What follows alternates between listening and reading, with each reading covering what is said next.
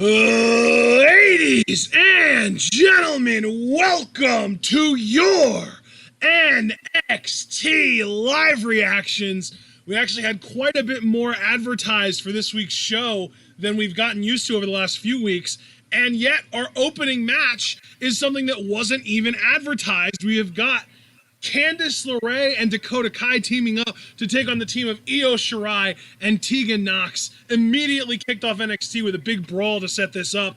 We've also got a bunch of other stuff advertised for this show, though, including Roderick Strong versus Johnny Gargano, Isaiah Swerve Scott versus Jake Atlas. The tag team champions, Imperium, are going to be in action tonight. Shotzi Blackheart versus Mercedes Martinez. Keith Lee responding to Karrion Kross. And, of course, our North American Championship ladder match qualifier, triple threat, Finn Bálor versus Dexter Lumis versus Timothy Thatcher. It's a loaded NXT tonight. I'm stoked about the show. Apologies for being a bit late. That's on me. You guys can put the blame on me. But we are here now. We are experiencing this women's match. John, let them know how you feel. Hey, brother, like you said, we're here now, and that's what matters. I'm really pumped for this NXT, especially with that North American Championship ladder match. Qualifier should be really good. Swerve versus Jake Atlas should be fun. And this tag match has been really popping here. Dakota Kai wanted to send a message to Io Shirai. Absolutely excited for those two matches, but the match I'm looking most forward to tonight is Shotzi versus Mercedes. Yeah, that's gonna be fun. I've seen some promotional stuff on Twitter. That's exactly where NXT actually promoted this tag match. It was like, I think, 2 hours ago on Twitter. Oh, and now Candice pulling you out, sending her into the barricade. Nice pump kick there by Dakota to Tegan.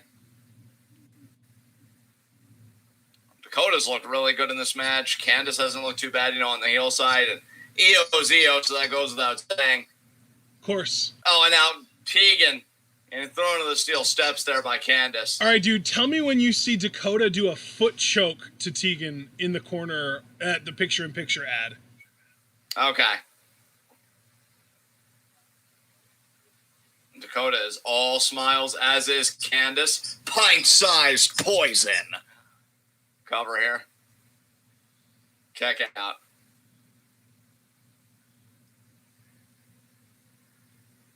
Okay, you said foot choke. I think that's probably coming up here. Tegan got thrown hard in the corner there. Stomps away there by Dakota. Still stomping. There's the choke. Okay, cool. So we might not be fully in sync now, but we're much closer than we were. And now trying to peck Tegan's leg here is Dakota. Dakota knows Tegan very well. They used to be closer than a lot of sisters. And then Dakota's like, well, Tegan, you kind of treated me like shit, not backing me up for War Games, so I'm just going to kick your head off. Yep. That's really more or less what happened. And the rest, as they say, is history. Oh, nice roll-up counter there by Tegan. That was clever, and only a 2 count, though. Not clever enough, am I right? I guess so. Cover here, hooks the leg. Kick out there by Tegan. And you see Dakota now using Tegan for her own purposes to get in the head of the champion, Shirai. And now we've got the arm trap here. Is Dakota going to do some elbows, or is she just going to do like a grounded abdominal stretch? And we've chosen grounded abdominal today. Io really wants a tag. If Io gets that tag, she'll be like a house of fire in there. Tegan smart, trying to alleviate some of the pressure by clasping the hands. Going to try and pivot, maybe get back to a vertical. She does. Body shot there to Dakota. Another body shot there, breaks the grip. Third body shot creates some distance. Goes underneath for another roll-up. Nope. That's the second. Great fluidity there by Tegan on both those. Oh, what a pump kick. Very nice. And another kick out there by Tegan. I mean, that's the one thing. It was a great roll-up, a beautiful cradle. But, it's a choice between, do I go for the win for myself, or do I at least prolong the match and keep our chance of winning alive by going for the tag? I think Tegan might have made a poor choice there, because now she's isolated back in enemy territory, and in is Candice LeRae with the boot right on the neck. Oh, and now Dakota, referee distracted with Candice, so Dakota's going to take advantage, get a handful of hair here at Tegan. Now Candice is going to be able to pick up where Candice left, or where Dakota left off, excuse me. 1 count there.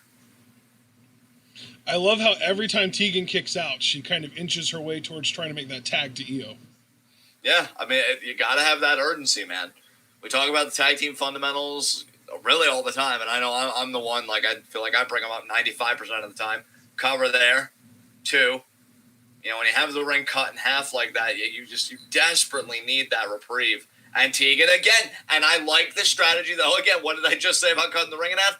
And now Candice and Dakota have once again got Tegan back in their territory. And Dakota, look at that. She's even taking time to jaw jack with the champion. Oh, Tegan, they're looking to back jaws with that elbow, and then the slap to Candice. Could be a fall-away slam here. DK might be able to make a tag, but she sure does love selling that arm right now. And Candice tried to go for the shot on Io. Headbutt. And Tegan, headbutt. If Io gets in here, she's going to be an absolute house on fire. Absolutely. Absolutely. No doubt about that, partner.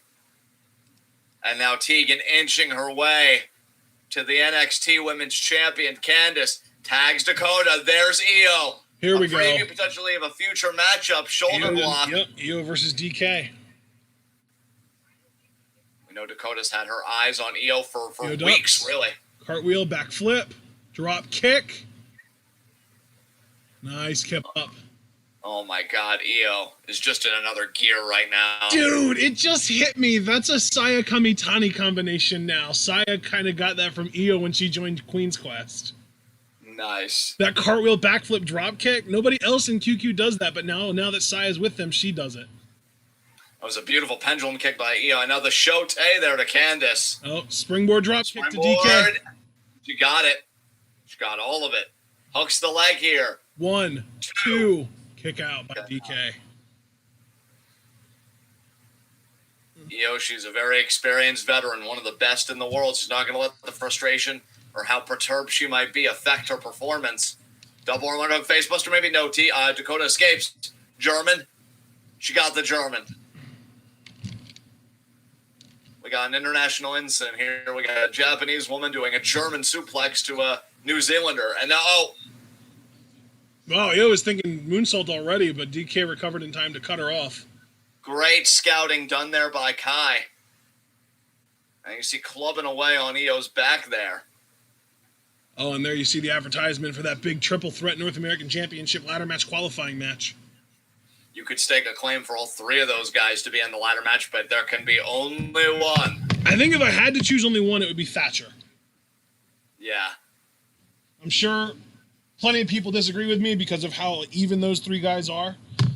But for me, I want Thatcher to be the next North American Championship, or to be the next champion. So you got to get in there somehow, right? And you know, for me, my clock's constantly reading grime time, baby. What a double stop there by Io. Very nice. 3 of woe, double stop. Dakota may be out.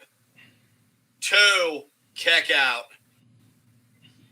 This just goes to show why Dakota is vying for #1 contendership. You see how resilient the woman is. You know, if she really wanted to stake her claim, she's got the perfect conditions for it. It's her and Io legal in the ring. If she can pin Io, that would really say that, hey, there's tag to Candice. I think Candice is a bit confused here.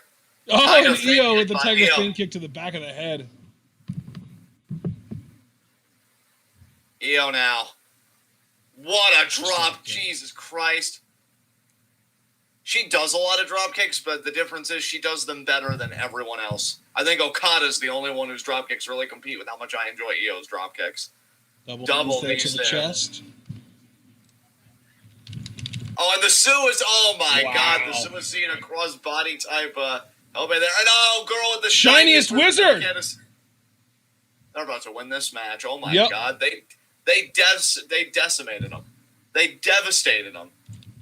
You know, I thought, Dakota may be able to, pin the champion, whatever. Nope. Good night. There's the moonsault. Pin. 1, 2, 3. Easy peasy. Hopefully that also sends Candice further to the back of the line. I mean, you could see the breakdown, brother, on Dakota and Candice's side. When Dakota tagged Candice back into the match, even Candice didn't really know what was happening. And then by the time she did, it was too late. So Io and Tegan get the job done.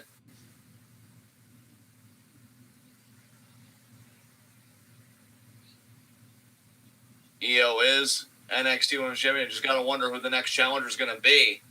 Because Tegan got her shot, I want to say, 2 weeks ago. I want to say 2 weeks ago was Tegan's title opportunity. Yeah, that sounds about right.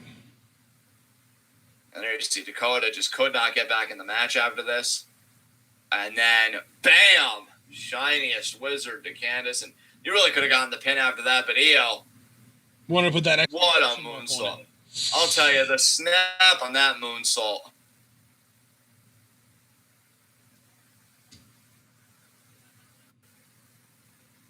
And what an image. Dakota at the top of the ramp. Tegan in the ring with the champion.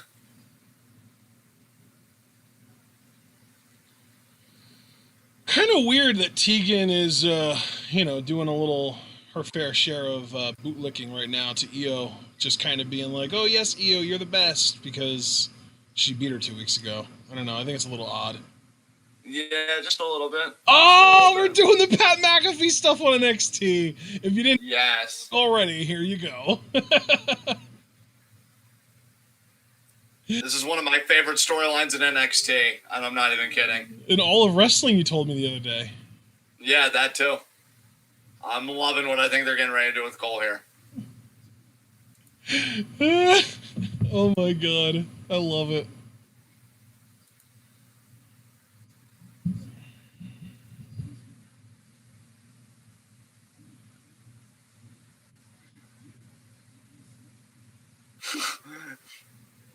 Yep, that was the final straw. The Napoleon complex kicked right in there. If they really wanted to emphasize how traumatic it was for Cole, they should have done the echo effect. You're kind of small, and you just zoom in on Cole's face, kind of small, until the breaking point. Yeah. Fuck you, Pat.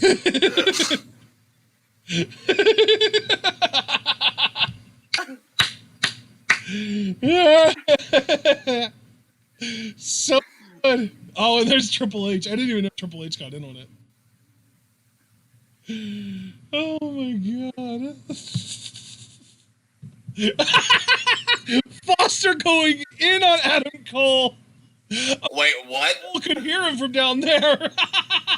Wow. Wow, Foster. Wow, Foster. No chill whatsoever. Holy shit. That was amazing. Jesus Christ.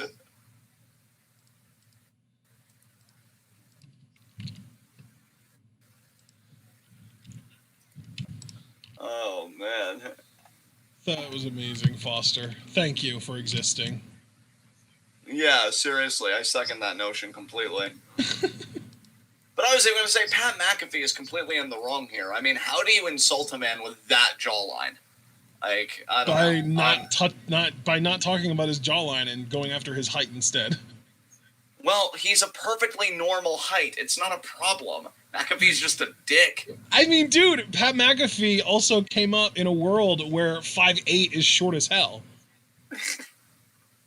Well, then, he needs to do what every other person that's socialized a certain way needs to do. Unlearn it, McAface. God. I think Pat McAfee himself is like 6'1"? Yeah, Pat McAfee is 6'1", and he was probably short in his locker room. Like, he played for the Indianapolis Colts.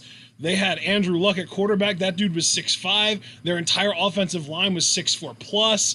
You know, like they had these tight ends that were 6'3 plus. Like, yeah, that's the thing. The NFL is 80% guys that are 6'3 and up, and Pat McAfee was 6'1" and probably one of the shortest guys in the locker room. And then he comes to wrestling where, like main roster, sure, 6'1" is, tall-ish. Not that tall, but tall-ish. But you get to NXT, 6'1" is genuinely tall in NXT. Like 6'1", you're below the really big guys like the Keith Lees and the Dijakovics and the Damian Priests and the Karrion Krosses. but you're taller than pretty much everyone else. You're taller than all the women. You're taller than 75% of the men. Adam Cole is definitely short compared to Pat McAfee even. And of course, like I said, Pat McAfee was the short guy in his locker rooms. Like, I can understand why he would call Adam Cole short in the context of sports and like what he's used to. But you're right. Grand scheme of things, like US 5'8", might even be a little above average. I think the average height for a US male is 5'7", isn't it? I don't know that, so I'm not going to say anything with any kind of. Well, then I'm just going to Google it. Average height male US. Oh, it's 5'9". You know, it doesn't really matter though, because when Pat McAfee steps in Adam Cole's world, he's going to get his ass beat like he deserves. And also, I'm sorry, I just want to jump in here. I know you said beat, but it sounded an awful lot like you said he's going to get his ass eaten. I mean, that's up to Pat McAfee and Adam Cole. I don't judge either way.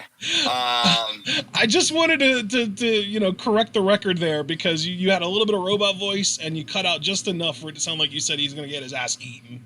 I must have had robot voice quite a bit throughout this recording because Paul even made a comment about me with my beep boops like a robot. So. Earlier on, it was definitely worse, but it's smoothed out since then. But it still shows back up occasionally, and you just had it when you said he's going to get his ass beat, and it made it sound like he's going to get his ass eaten. Again, that's none of my business, but I know that Pat McAfee is going to be put in his place, courtesy of Adam Cole, baby. And just real quick, while we're talking about Roderick Strong stuff that isn't nearly as important as my face, I just wanted to welcome everybody here. You're all wonderful. And Paul, I'm doing well today. Thank you so much for asking. And I wanted you to know that I think you're beautiful, Paul. So just keep being good to yourself over there. As now, we've got Johnny Gargano set to take on Roderick Strong. One go, guy Roddy, go! And one guy is friends with Adam Cole, and then the other guy got his ass beat by Adam Cole, because no way am I condoning eating ass of a chicken tendy little bitch. So, yeah, I think I know who I'm rooting for here. Go, Roddy! Yeah, exactly. Same energy. Can we call him Rodithan? No, that's way too much going on. I can't sign off on that.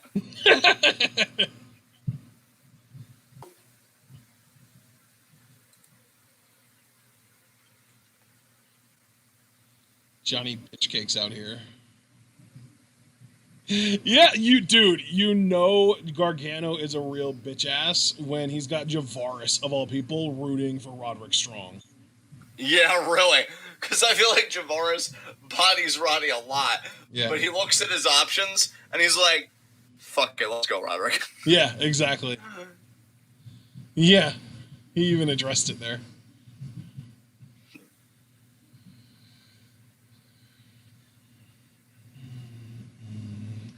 I mean, I kind of low-key have to stand Roddy because he had the mental and emotional health and awareness to go to therapy for his problems. Do you think Johnny Bitchcakes goes to therapy for his very apparent narcissism? I don't think so. Johnny's gone through a lot, and I don't think he's gotten a dose of therapy once. Yeah. So, we stan a man that takes care of his own emotional health. Boom! Roderick was so pumped doing that. It's like, yeah, nailed it. And he did. He did nail it. Nailed it on the head with the hammer, which he apparently has. Just ask his wife. Who he put in a wheelchair on their fucking wedding night. Roddy, you animal. I know. Roddy, you manimal. Oh my God. And look at this work rate. Dominic Adams wondering if he can root for Gargano on this one occasion. I don't know. Can you? You got to answer that question for yourself. Are you capable? Yeah. Is it going to burn your insides? I know it would mine. Johnny now working the front face like he's got a single arm underhook. Gives it up. Roddy there. I think that might have been a leg peg into the pin. This legitimately is, though. I'm enjoying this scramble. And you see Roddy there trying to peck the leg. Thought he might have been trying to go for like a grounded stretch muffler there. Yeah, that's what it looked like. But Gargano was like, no. I'm going to bend your elbow the wrong way. Johnny there holding onto that arm like it's the last pizza roll. And Roderick trying to go for the cover again there. Johnny doing a good job here keeping his shoulders off the canvas. And he's going to try and wrap the arms over the back of the head, maybe for a headlock attempt. But Roddy also, great bodily positioning there. And now, could be the stronghold. No. Cartwheels out. No, misses the stomp. Gargano with the roll-up. No, Gargano turning it into the Gargano escape. Got it locked in. Roderick reverses into a pin. Roderick trying for the stronghold again. Flipped by Gargano. Got the pin. Rolled over by Roddy. Oh, my God. These boys. Stalemate there.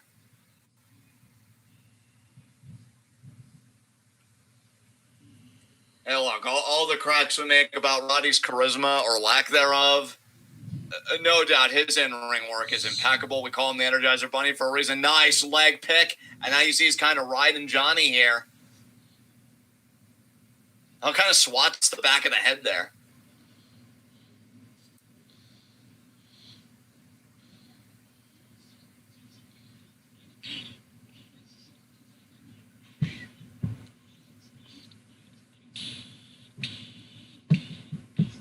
Oh, now cover here, and Johnny again gets a shoulder off the canvas. Wasn't J. Will a part of the big COVID releases? Yes. That sucks. Yeah, it does. Oh, and now Johnny here. It's not necessarily, it's almost like a Rings of Saturn that Johnny's got going on here. Roddy's body is contorted in a pretty weird way. Now, you see he's trying to alleviate the pressure. Johnny, they're trying to pin the shoulder down to the mat. Maybe get a unique pin going on here. Roddy, though, trying to pivot his body, and he kicks out. Headlock takeover. See how Roderick can maybe maneuver his way out of this hold now. It seems like these two have had an answer for everything the other person does. I got again there by Roderick.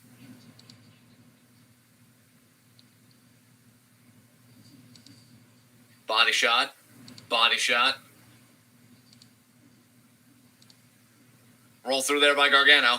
Oh! Roddy vaults over. Rana there by Gargano gets it. Roderick stunned. Oh, but he vaults Gargano over the rope. Gargano lands on the apron. Oh, caught him. I think he was going for that slingshot spear attempt. Roderick drops down, trips Johnny, pulls him out. Wheelbarrow. I thought he was going to go for maybe a backbreaker. Oh, arm whip. Right on the floor. Jesus. And you can see the expression on Johnny changes. He knows that was a big game maneuver for him to get there at that point in time. You take away an arm from Roderick Strong, you know, the Messiah may be reduced to a disciple. I don't know. That's going to be up to Roderick. His backbreaker efficacy might have dulled a bit there. Now that we're at commercial, let me survey chat a bit. While I'm doing that, though, how's your face, sir?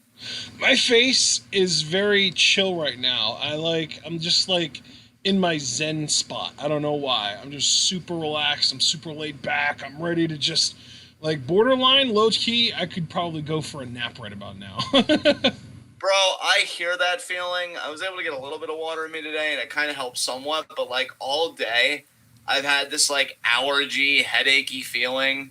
And it's just made me, like, so, like, ugh. Yeah, I just want to be like, God, do I have to do anything today? Existing is such a chore, Christ. So that's kind of where I've been at. Yeah, I went most of the first half of the day without water, but I've since gotten quite a bit in me. But it's also one of those things where, like, there's this weird limit on the amount of water that you can drink at one time, and I hate it. Yeah. Like that feeling where you just want to keep chugging water, but you feel it swishing around in your belly, and you know if you keep going, it's going to start to be legitimately painful. Yeah. I hate that shit. I wish I could just infinitely drink as much water as I felt like I wanted to.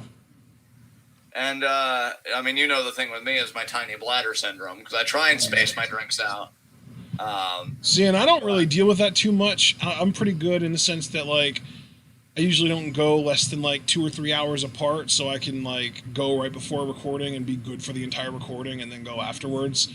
But, yeah, for me, it's like, I just want to chug water. Like, I just want to drink, like, you know, fucking 30 ounces at a time.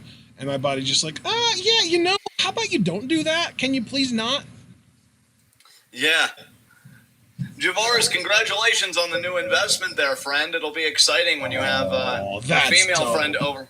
Yeah, that is so cool. It'll be exciting when you have your female friend over and you're watching Ibushi get his rematch, and she's just like, "Oh, Ibubu," you know, like on the fucking big screen. So that'll be a great time for you. But yeah, watching something like New Japan on a screen like that, I know that's like, dude, I guess I'm gonna be able to do it at some point, probably even before like the G1 Climax, because I'm gonna be getting a Chromecast and I'm gonna be able to stream it to my TV. Nice. Hell yeah, it is. I'm stoked as hell about it, because like, don't get me wrong, I've done pretty good as far as being able to just use my phone to watch it and have my headphones and stuff, but that experience the other night, being able to watch that TJPW show on my TV, was so good. And just like every Wednesday for NXT, it's always just so easy, not having to worry about us having to sync up together and me just being able to pause and rewind and fast forward and stuff without any problems. It's like, oh my God, everything's just so much easier when you can do it on your TV compared to when you have to do it on your internet or on your phone or Chrome or whatever the hell. Yeah. Look at all those dipping sauces. Holy shit. Is this McDonald's? Probably. I think so. Yeah, McDonald's does have genuinely good chicken nuggets. I do enjoy. Yeah, that's like one of the two things, really. To me, the two things that I get at McDonald's that I genuinely enjoy pretty much every single time are the nuggets and the fries. That's it. Yeah.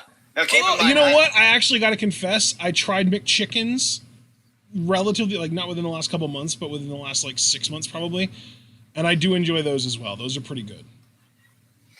Yeah, I haven't touched McDonald's in, I think I can say years at this point. It feels like so long.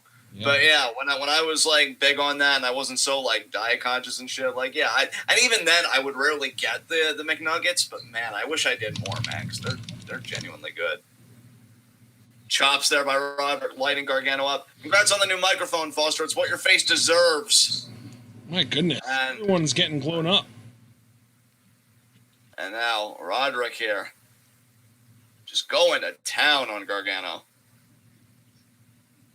A gourd buster. What a gourd buster by Roderick. Oh, high knee? No, Roderick or Gargano is just like, I'm gonna counter what you do because I'm White Kushida. Yeah, Kamengiri.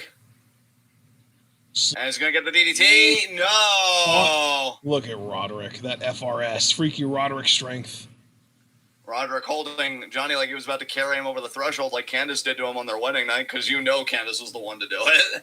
Carry me, Candice. Okay. I feel like it's supposed to be the other way around, but all right. Johnny, I know you're relatively small for a man, but I'm still a really tiny woman. You gotta help me out here. Candice is like, what, 5'1"? I think Candice is like 5'1". She's so tiny for a wrestler in general. She and Io both. I think they're both around the same height, actually. I'm going to Google this. I'm curious. I've been doing a lot of Googling of heights tonight.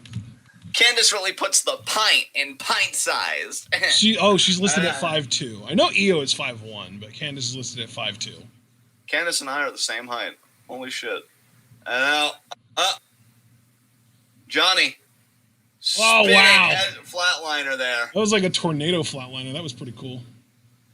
Two. Roderick kicks out. Why does Johnny Bitch Cakes have to do such cool stuff? I know, right? I don't want to like you. Stop doing stuff that makes me like you. It's discomforting to our sensibilities. Yeah. Let me continue trusting in my sensibilities. And now, Johnny there. Yeah, Kirby makes a good point. This is heel versus heel. I don't know, though, with I mean, I agree with you. It's not that that's in dispute, but I'm thinking, like, in match, Roddy's definitely working babyface here because he's got, like, the bum limb kind of narrative with the arm being worked over. Yeah. Uh-oh. Oh! Did the gotcha duck the gotcha kick. Olympic? No, arm drag. Of course it was. Escape. I'm so good at this, guys. Did you see what Paul said? He said the last time I had McDonald's was when I picked up my Switch. There was one nearby, and I took it home on the bus and microwaved it at home. I nearly orgasmed from its wretched goodness. Nice. That sounds like McDonald's to me, yeah. It's like, I know what I'm eating is trash, but this flavor, though. Foster saying he had McDonald's last week. The Nuggets were very disappointing. That's cool, Foster. I'm curious, though, what your favorite fast food establishment is. What a kick. 2 hoofs to the fucking face. I love you put that in the exclamation behind it. I mean, damn. 2 hoofs to the fucking face. Enjoy counting your chiclets, fuckwad. And now 4 in the face. Oh, like you again made me Roderick. miss chiclets now. Fuck. That sounds like a you problem, friend. It is. Those little buggers were so good, though. I miss them. I'm getting there by Roderick. Oh, caught him again. Threshold. Oh. No. I was about to call it the threshold backbreaker, but back elbow there by Roderick. Here comes, Johnny. Oh, but here's Roderick. Got Buster? No, of course not. Of course not. Super kick. Oh, my God. No one can just get their shit in against Johnny Gargano. No. And this. Oh, come on. Johnny Gargano is a fantasy wrestler. I'm seriously starting to feel bad for Roderick right now because, like, Johnny really is that wrestler. Have you ever participated in an E-Fed, John? No. I just imagine one person being like, "Okay, I'm lifting you up over my shoulders for a fireman's carry. You're out of counterpoints," and they're just like, "I don't care. I counter anyway." And he's just like, "No, you can't keep doing this." And he's just like, "I don't care. My character's trait is infinite counters. Fuck you. I can do it." Oh, I'm sorry. Who's an admin? That's right. Me! Yeah, that's Johnny. That's Johnny. Johnny is the fucking E-Fed wrestling character that can invent his own rules. And that's it. Wow. He just beat him with a fucking slingshot DDT. God damn it. I feel like Roderick obviously did stuff, but I feel like at that point, like, it was just a chain of offense by Johnny, and Roderick didn't stand a chance. I low-key feel bad for Roderick Strong. This hits so different. This almost harkens back to that summer where he was feuding with Drew. Yeah. Oh my God, It wasn't Drew. It was Robert Roode. It was Robert Roode. That's right. When we wanted him to win the world title. Yeah. Literally anyone was better than Robert Roode at that point. God, Paul coming through in the clutch because Kirby mentioned how it was heel versus heel, and then you kind of agreed with that. And then I'm like, oh yeah, that's not in dispute, and then Paul's like, it's not in dispute, it's undisputed. Paul, if you weren't so goddamn charming, I'd send you to your room, but like I can't quit you, so like I don't know, pull up a chair, I guess. Javaris is so angry because NXT got him to root for Roderick Strong, and then Roderick lost. Yeah. Oh, Kirby, I wish I would have caught that. He said apparently when Io did the double stomp Trey of Woe spot, Io did the Kyrie salute to pay tribute to her. Oh, you're done, Dakota? Honey, you can't be done if you never got started.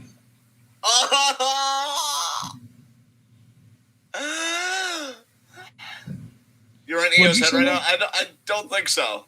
I still didn't hear you. Wait, what? My mom said something, and then I said, "What did you say?" And then everything keeps happening. Oh, Rhea with the new do. Platinum blonde, Rhea.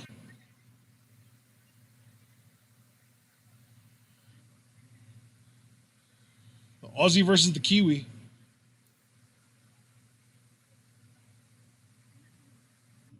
Oh. It was mine. It was mine.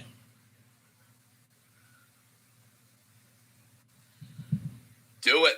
Kill each other. That's why they've been building Dakota Kai up and teasing her versus Io, so that Rhea can come in, steal all of her thunder, kill her heat, and then beat Io for the title back. I'm sorry, did you finally get a hold of what your mom said? Because the only reason I interjected was because when you're like, I still can't hear you, I thought it was on me, and I panicked because I obviously don't want any technical issues on my side. So, yeah, no, you're good. I've been able to hear you pretty well for the whole night. Now, Mom, what were you saying earlier? Which one? Okay, it was irrelevant. She just feels like she has to get her shit in sometimes. That's fine. Speaking of, what was I going to? Oh yeah, Dakota's gonna have like the most pitiful. I won't even say rise to championship because I don't see her being the one taking it off Io, but like rise to contendership, we'll say ever, because she's gonna be that heel that's like, okay, it's my moment. I'm finally gonna get my image, and then another contender steps up to the point where it's gonna mentally break her, and like 5 months pass, and she's like, Mr. Regal, and she's looking around like 30 seconds just to make sure nobody will interrupt. Can I, still looking around, get a match, still looking around, with Io Shirai? Oh my God, can I get a match with Io Shirai? Well, Dakota, it doesn't seem like anyone's left, so, sure. And then Mercedes is just like, hey, Mr. Rhea. Dakota's like, fuck you. And it's just going to keep happening to her over and over again. So is it safe to call her Dakota Tomohiro Ishii Kai? I mean, a bit wordy, but the sentiment works, yeah.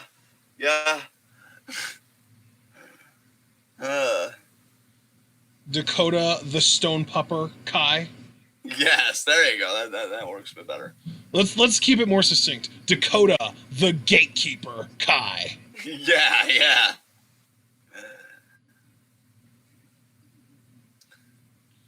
Javaris Rhea's a Super Saiyan. She fucking wishes, bruh. Kirby rooting for Dakota, as am I. I think he's Javaris. The fact that she has the platinum blonde hair now, like Super Saiyan colored hair. Yeah. Javaris, dude, I'm so disappointed in Roderick. Bruh, Roderick gets that so much, it probably doesn't even face him anymore. Do you know what Rhea should have done when she knew she was going to dye her hair? What's that? She should have filmed her hair, filmed herself going, and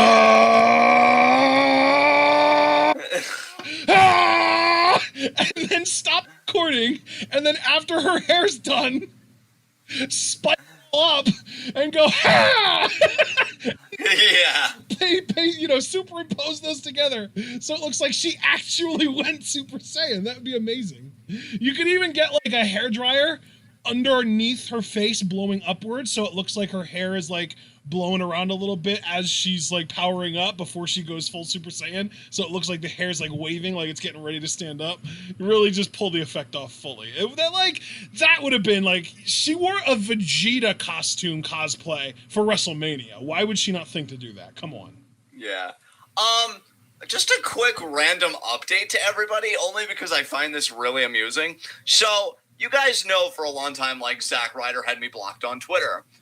When he got let go, I actually went on his Twitter. It turned out he had unblocked me. And I'm like, oh, cool. I don't really feel like going after Zack anymore. You know, you guys know even more recently, like, I've wanted to put Johnny Scumbag, like, behind the channel, stuff like that. Be more serious and turn up in a different way. Turns out that he's, his Twitter's now Matt Cardona, and he's in AEW. Apparently he's on the show maybe right now. I don't know. And I clicked on the Twitter, and he has me blocked again. So I think he's just like, this run's going to work this time once we take care of that little shit-stained John. And I'm like, whoa. First of all, you're not wrong. Second of all, wow. Third of all, you're probably still going to be mid-Carter for life. But, you know, good luck to you, I guess. Mid-Carter's generous. Yeah. Oh, man. In AEW, the world champion is a mid-Carter because everyone knows the only main eventer is Cody Rhodes.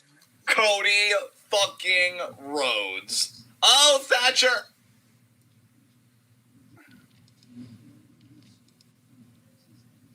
Thatch can't. I love the dude's voice, honestly.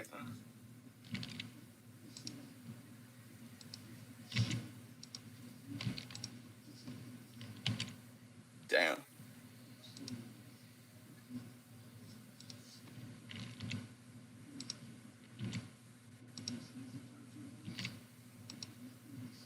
Oh, Lumis is watching him from behind. Oh my God. I love him. And so you see, Mackenzie, tonight I can't wait to vinegar stroke as I make not one but two men tap out. No, they won't tap out. They'll just fall asleep. Yeah. Kyle! Kyle's actually here! Loving the faux hawk.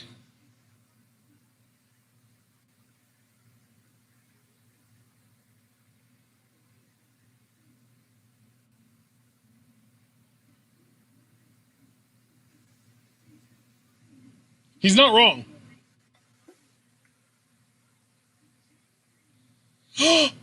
Can Kyle and Bobby be the ones challenging for the tag titles tonight and just win them immediately, please? That would be great. I love that Kyle was the motivator here. Shotzi! Yes! Shotzi. Can this match get 20 minutes, please? Yeah. Her little toy tank, amazing. Because Shotzi feels kind of like she's right on the brink of contendership, but Io's a face now. So have her really take Mercedes to the limit and lose so that Mercedes can be Io's next contender, please. I'm sorry, because I'm really looking forward to this match. I just can't emphasize enough how great it was to actually see Kyle O'Reilly back on TV rather than a vignette where he was safe. I know. I love that he has a full bushy beard as well and a faux hawk. He looks amazing. He does. I love the look. I love his energy, Kyle O'Reilly. And this is coming from a guy that playfully, because I never sincerely disliked him. I've always been a fan, but I will playfully dunk on him a lot, especially in his ROH years. He has been sorely missed. It's great to have Kyle O'Reilly back. Let's go, Shotzi!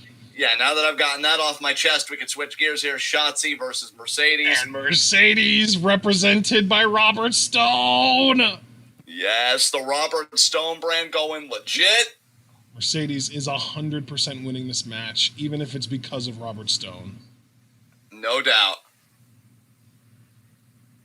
What a beast! Look at this entrance gear! And here come Aaliyah and Robert behind her. I love it.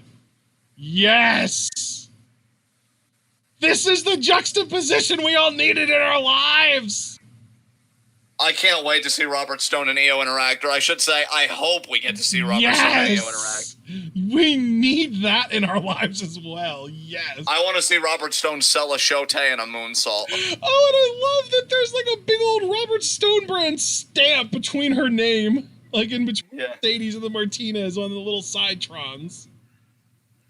And this dude's literally stuck his branding all over her face.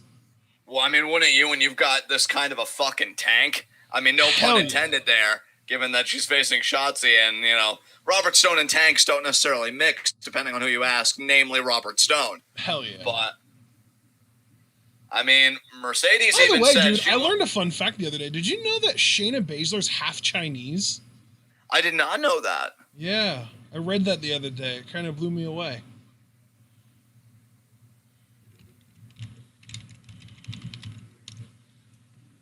Her mother is Chinese.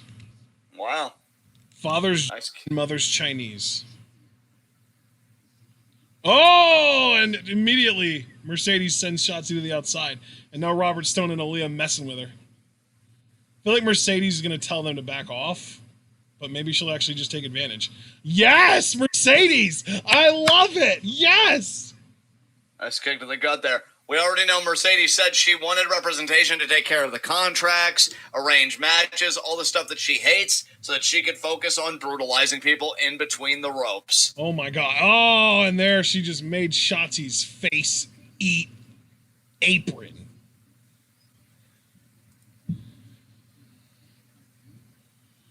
That Triple Threat North American Championship qualifying match looks like it's going to be our main event for this entire show. And look at these forearms, though, by Mercedes. Oh, my God, yeah. Going to town on Shotzi.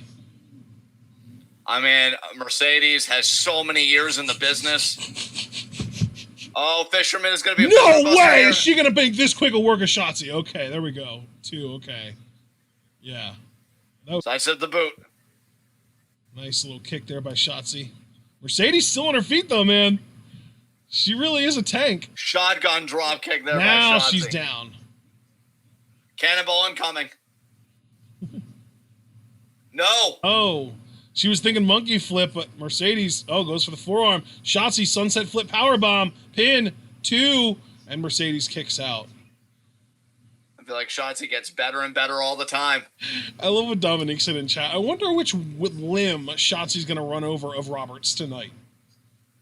And she very well may if she can win this match, but that's still in question. Oh, swing and a miss there by Mercedes. Shotzi with a reverse sling blade. Bulldog. Beautifully done. Oh, the kick to the gut, I think that was. Discus forearm. Nice. Little question mark kick there for your troubles.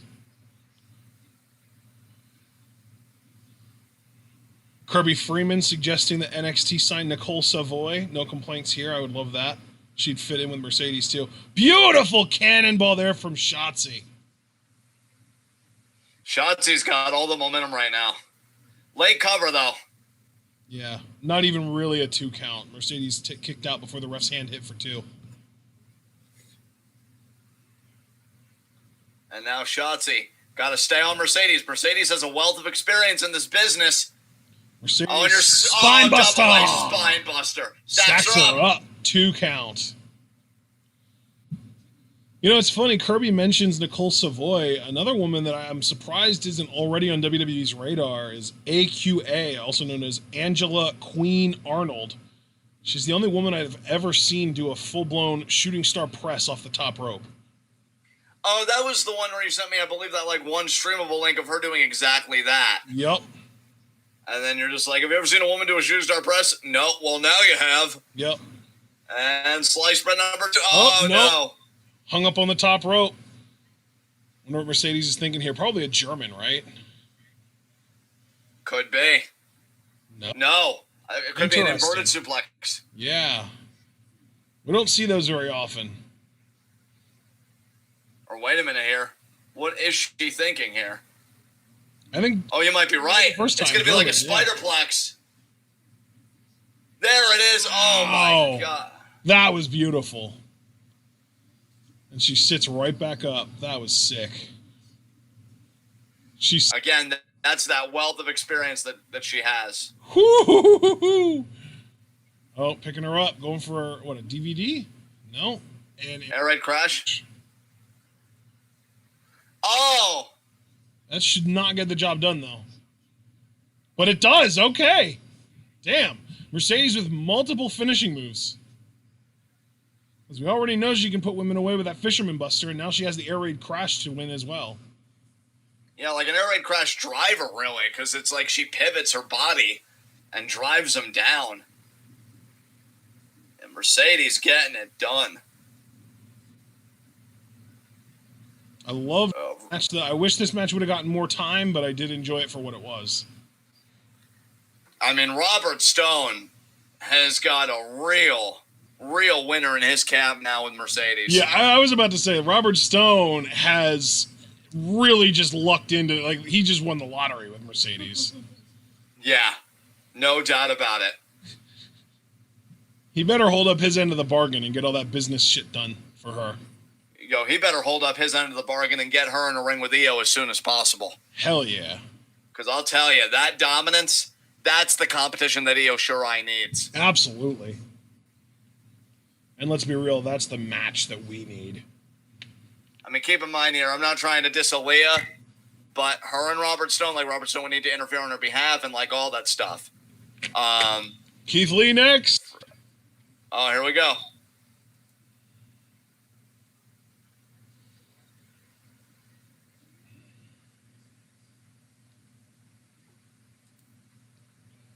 All right, we'll see what Keith Lee has to say to Karrion Kross. Damn. Yeah, Kross last week sent one hell of a message to Lee through Dijakovic. Yeah, absolutely. Yeah, in more ways than one, because he kind of ran through Dijakovic and used Dijakovic to send a message and all that stuff. Yeah, well, you know what Karrion Kross wants? He wants the NXT Championship. Yep. And he very well could take it. I know Javaris is kind of sweating that because he wants Keith Lee to have a healthy reign. And when you've built up somebody like Karrion Kross, it's always a question, right? Like, are you a transitional champion or are you genuinely going to have a run? And we'll see which one Keith Lee is. Yeah.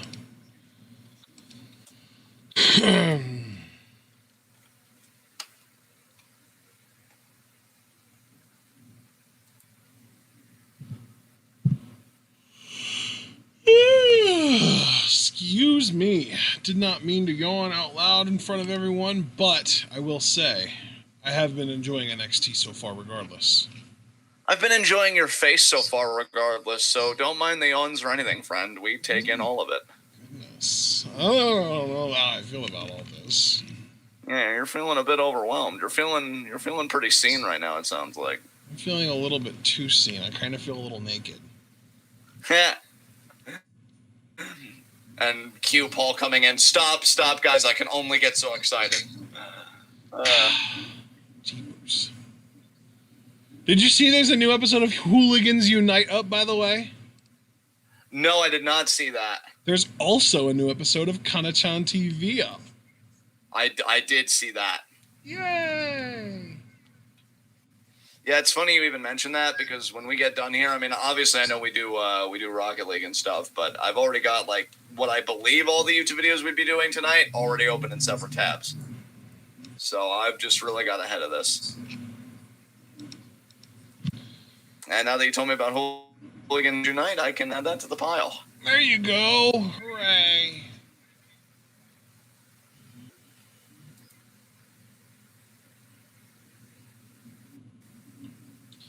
Why is Alex Foster saying Ghetto hates Keith Lee? Yeah, I'm wondering that too. Explain yourself, Foster, please. Oh, man. You gonna drink that Michelob? Is it Michelob or Michelob? I think it's Michelob. Michelob. Wait, what's even... Old. You know, I don't even know what's happening. Never mind. It was a beer commercial that was on. I was trying to make it a thing. It didn't work. Just drop it. Okay. Let's everybody be cool. Let's talk about Brad Pitt. Why is he still around? I mean, I guess his staying power is undeniable. I was going to say, he's actually really good. That's why. Yeah. Why is he still around? Because he's a fucking good actor. Why else? I walked it back. Oh. Donald Trump? Is that Donald Trump?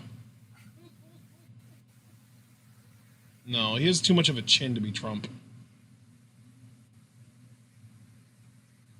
That doesn't sound like Trump. Either go to jail or you find a way out. Oh, it's this dude! It's the fucking rugby guy. I forget his name, but I've seen him. He was in the NXT Combine last year. He's pretty athletic. God, I mean, I wish I gave a shit about NXT UK because apparently he had plenty of highlights that we can make an assessment.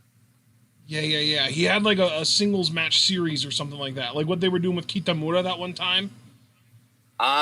Ridge Holland, there's the name.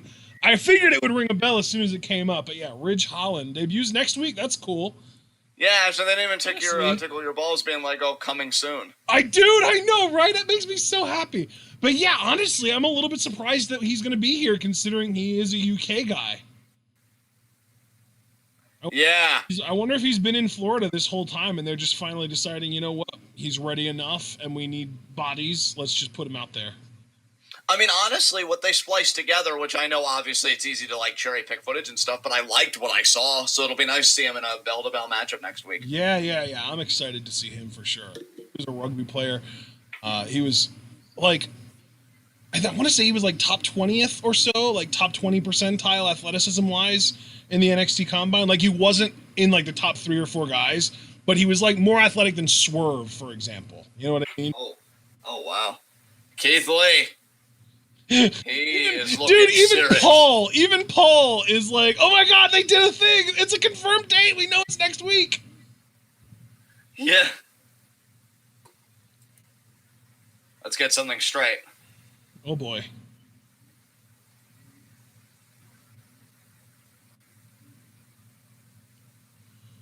We're going to talk all day about him telling me no, that he wanted it. The reality is Dijak, he called him Dijak, is a grown man, and he is going to be just fine. On the other hand, this man that seems to think sound of sand is the sound of... Come on, caption guy, type faster! Nope, they just gave up. Caption guy gave up. We need you, John. Tell us what Keith's saying. Karrion Kross said, you want my attention, you want this championship, and you've done so much extra bullshit. NXT be like, we want ratings, so we're going to let our guys swear now. That's why Adam Cole was allowed to say, fuck you, Pat. Yeah. We'll censor it, we'll bleep it, but they're still going to go out there and say it. All of your extra bullshit means nothing when you can't come to me face to face. Damn, Keith is ready. Doing something that you don't seem to have the balls to do. And that is face to face, man to man. I'm calling you out. Oh my goodness. Please come out, Cameron Grimes! Cameron Grimes, baby! I can't wait for whatever's about to happen. What an amazing troll. Kross. You should be. Yes! That laugh, yes! If anyone should be upset, it's me. Because you gave away that North American Championship before I could take them both. Keith is not in the mood. God, that's Cameron's okay, about to I'm here to say. Bro, Cameron's about to get obliterated. It's going to be really sad. Yeah, it's Grimes time, baby! Can you not hear me, Keith? Oh my God, this is gonna be so bad. Oh, throttled him by the throat. Keith looks so chill. He looks so serene. Oh God. Oh, Cameron. What did you do, Cameron? What did you? Oh my God. That's Silbo. Oh, I love our boy. But seriously though, Regal, you need to rectify this. Get Cameron Grimes in that ladder match. Oh, and here comes TikTok.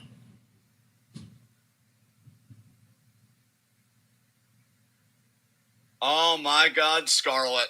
Yes. What a slit. In the dress. Just to clarify. What's she pointing at? Anything too out of line, Jesus. Dominic Adams, Cameron Grimes is about to become Cameron Dye. Oh my God! Well, there's the spirit bomb. Spirito Bomba! It looks even more devastating when it's not a sit-out variation. Yeah, for sure.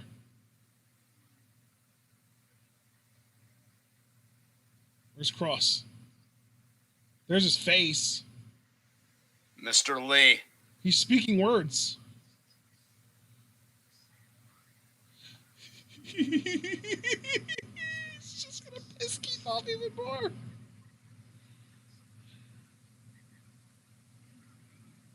Oh, you have to live with that. Oh process. My God. I'll provide you with 2 more choices. Oh, geez. 2 whole choices. Wow. You're so generous, Karrion.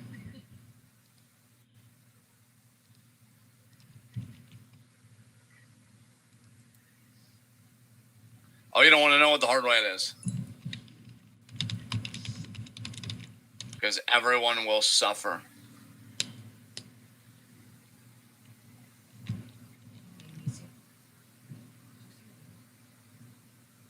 Here we go.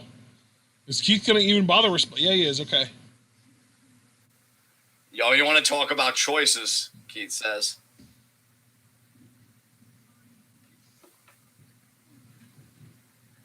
Takeover.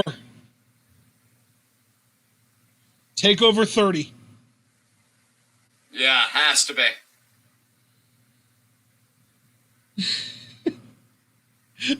I love Paul in chat. Grimes, you poor daft bastard. Yeah. Oh, and Scarlett just walked away. The tease. Yo, when you really think about it and you squint at like a 45-degree angle, Cameron Grimes is the real victim here. Like, holy shit.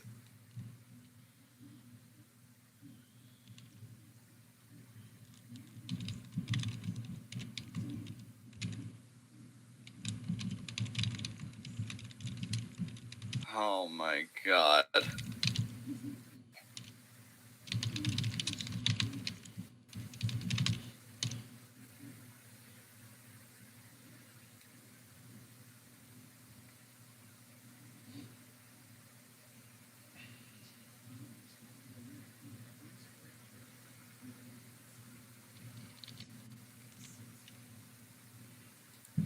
I really enjoyed that segment. Oh, fucking Foster again. I just saw it. Oh my god. Poor Cameron. Regal, if you don't want Cameron to sue you for an unsafe working environment, put him in that ladder match, I'm telling you. Shouldn't even have to do a fucking triple threat. He beat Finn Bálor, for God's sakes, and more than likely is going to win his triple threat tonight. And then Paul with the victim blaming. He was asking for it. Did you see what he was wearing? That hat. Oh my god. Yo, that was one of the nastiest spirit bombs I've ever seen, though. I almost want Keith to, like, never do the sit-out variation again. I'm not even, Yeah, it was... Well, he does the sit-out variation, though, because it's easier to get a pin out of, I think. True. Yeah, because he just, like, leaves with that, and he doesn't really have to put too much effort into it. I love, though, that Javaris bringing up the idea that Kross might go after Mia. It'd be interesting if we could get Mia versus Scarlett, because Scarlett is a trained wrestler. She's actually better than, like... some of the wrestlers that NXT has had on their show before actually wrestling. Like she's a better wrestler than like Tainara Conti. She's probably better than at least early Aaliyah, although Aaliyah might have surpassed her by now. She's better than, let's see, I'm trying to think of who else. What about like an Vanessa Bourne, would you say? Yeah, like... she's probably better. Yeah, I would say she's better than Vanessa Bourne. Yeah, like I'm pretty sure she's had like multiple stardom runs and improved every time. Like she almost was on like a B. Priestley path in the sense that like she was really bad in her first stardom run and then had another one and was way better. So like, yeah, from what I understand, Scarlett is like a fully competent in-ring performer. She just doesn't really need to as much anymore because, you know, her hubby is kind of a fucking star, gigantic, big deal. Want to just oh, I'm sorry. I cut all you I off. said was hot commodity. Go ahead. Yeah, I just wanted to inform everybody in case they missed this on the video package. So, Rich Holland, WWE NXT tweeted like a GIF of the video package, and it said, "Quote WWE NXT, this is your warning. Rich Holland is coming for the North American Championship." So I wonder if he's going to debut in a triple threat match next week. Interesting. Yeah. My question, though, is if it'll be like an intentional, like, oh, it's Ridge Holland versus two scrubs so that Ridge can get spotlighted and win, or if it's going to be like Ridge Holland versus two legit guys where one of the other guys wins, but Ridge Holland, like, really shows up and really puts on a great performance and is, like, the star of the show. Dude, I would have to think, I'm going to go with the latter, that he would have to, he's going to face two legit guys. Maybe lose, because I wouldn't even necessarily discount him winning in that scenario. But, you know, he'll look really good either way, because given that the North American Championship is going to be contested in a ladder match the same way that it debuted, I love NXT's obsession with, you know, perfect circles. Oh, yeah. Yeah. Yeah. Dude, I have a fun little exercise for you and me to do while this video package is playing. Name who you think the biggest ratings draw in NXT is right now. Io Shirai? Yeah. Okay. The most viewed video on YouTube with Io Shirai in the title has 1.1 million views, and it's not even necessarily about Io. It's the WWE superstars remove their makeup for a candid conversation video that was also like with all the other NXT girls and stuff like that. The one that Bianca kind of set up. So 1.1 million views. Any other guesses as far as who the biggest draw might be as far as YouTube views go? I mean, given that they just gave it to him, Keith Lee maybe? Keith Lee? Most views on any video with Keith Lee in the title is 25 million views from an intergender match from Beyond Wrestling, Keith Lee versus Kimber Lee. Oh, okay. So the only reason that I'm doing this is because if you look up Scarlett Bordeaux on YouTube and you filter by view count, She has multiple videos with a ton of views. Like, the top video, 34 million views on a AAA video. Holy shit. Yeah, dude. She was like a huge viral hit at one point when she was working in AAA. Damn. Yep. And from what I've seen in AAA, they do not deserve those numbers. I'm sorry. So good for them that they got Scarlett, I guess, to do that kind of work. And there's Imperium. I gotta wonder what tag team's gonna, face them or interrupt them or whatever. Yeah, AAA on YouTube has 1.24 million subscribers, and their most viewed video of all time, if my computer would just kind of cooperate. Oh, it's not even my computer, it's YouTube. YouTube is the one. Oh, god damn it, it's Everfries.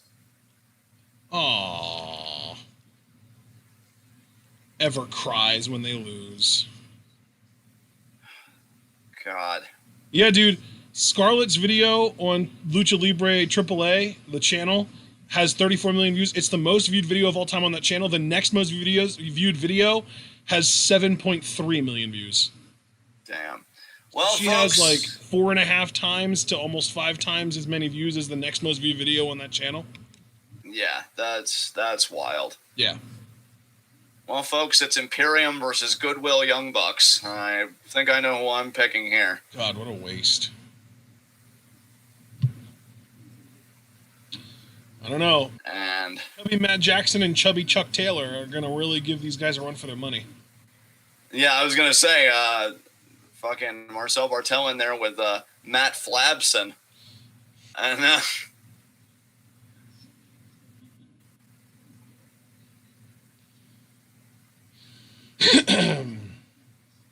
oh, and Eichner therein. Eichner, arm drag.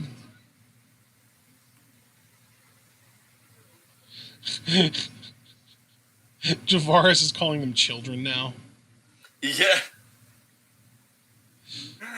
So funny. Well, it's not really funny. It's actually kind of sad. But I do remember a point that Everrise were like an actual name on the UK indie scene. Oh, was that a thing, actually? It was a thing, yeah. Like, they were never really as big of a deal as, like, CCK or, God, I forget the name of the team. Let me look it up real quick. There was a team at one point that was super duper hot on the indies. And one of them actually just recently retired. Oh, it was... No. Wait, was it? Oh, yeah, it was CCK. It was Chris Brooks and Kid Lycos. So I didn't realize that... I knew that Kid Lycos was, like, a big name that was one half of a big-name tag team that was, like, taking the UK indie scene by storm. But I didn't realize that it was him and Brooks that were the tag team. That's kind of crazy. So, yeah. Oh, I know. Strike to the face, though, by Bartel. The biggest thing, and... They like, I'm looking right now, and CCK on Cage Match, they're Chris Brooks and Kid Lycos, when they were a team in 2016, their average rating for their matches with 9 votes was 8.7. Oh, wow. And that's it. Wait a minute. Great job, Imperium. Boys, yeah. And meanwhile, Everrise has an average cage match rating of 7.23. So there you go. All right, is anybody going to interrupt you guys? I'd like some developments. Come on, O'Reilly! Come on, O'Reilly and Fish, get out here! Yeah, those two could get the tag division back on the map, because there was a point where the NXT tag title matches at takeovers, for me, were some of the best parts of the show. And Imperium has genuinely solid in-ring work. They just need the proper matchup.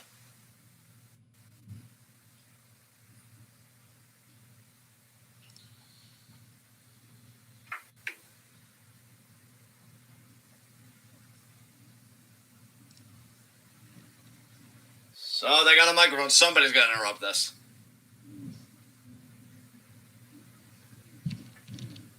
Standard bearers of the NXT tag team division. Oh, yep, shock the system. Here we go. Yes! Oh, but it's all 4 of them. Jesus. Does this mean that Walter's going to come out? Possibly. It's great to see you, Adam. Yeah. What a super kick. Yes. Take the tag division back. High-low. Oh, beautiful. Right on the Chrome Dome. We are the Undisputed Era. We're the ones who run NXT 9 minutes. God.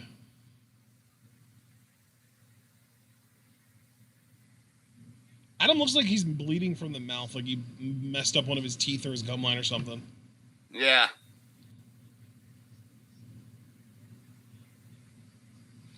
God, see, I'm living for that.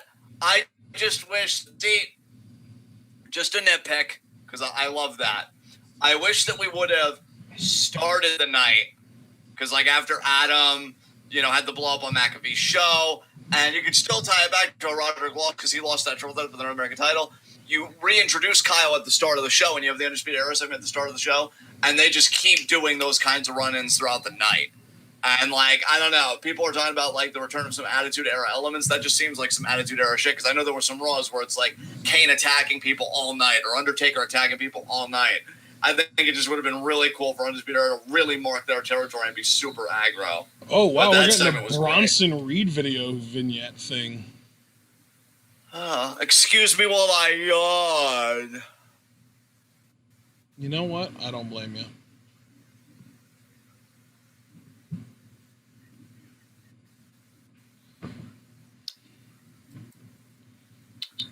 Man, Bronson, I kind of don't care. We need a thick boy team of Bronson Reed and Jeff Cobb.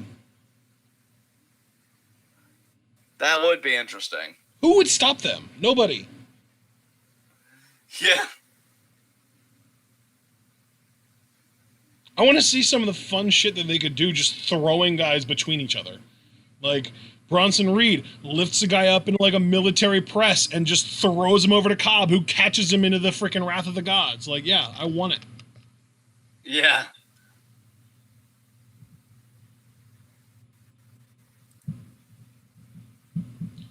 Javaris thinks that Adam Cole is going to screw over Karrion Kross. I really don't. I don't know. I don't see it either. Oh, wait, that's what we just got last week. Never mind. I was getting all excited about something that already happened. I feel like a fool.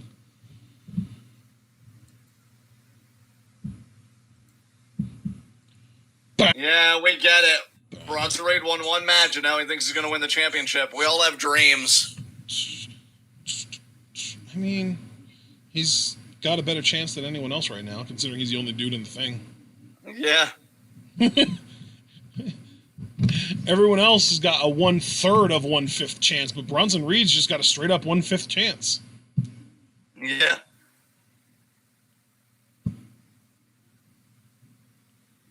NXT TakeOver 30.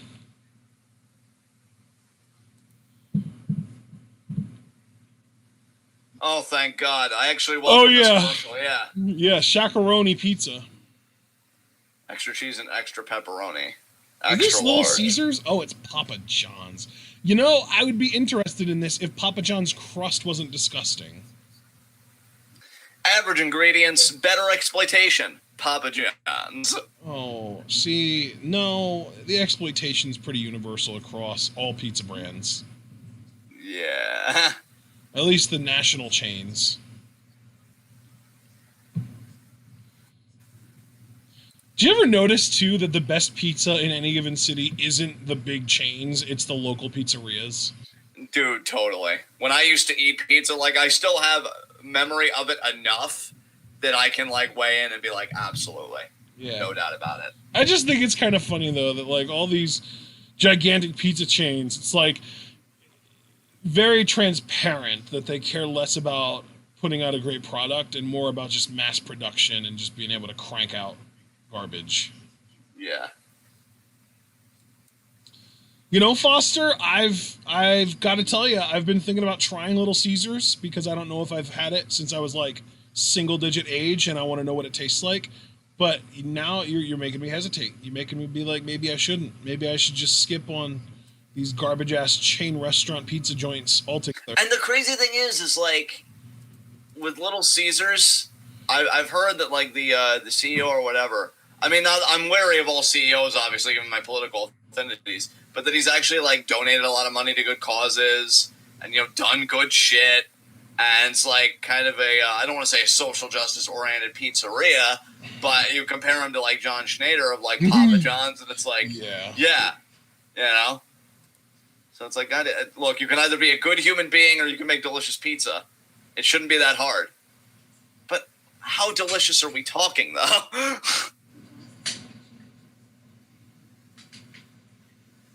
Why can't we have both? Yeah, why can't we have both? Why can't we have good human beings who also make great pizza? Those are the questions, man.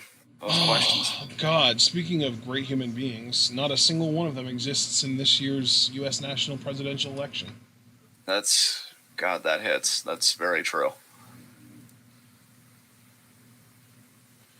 In Joe Biden's America.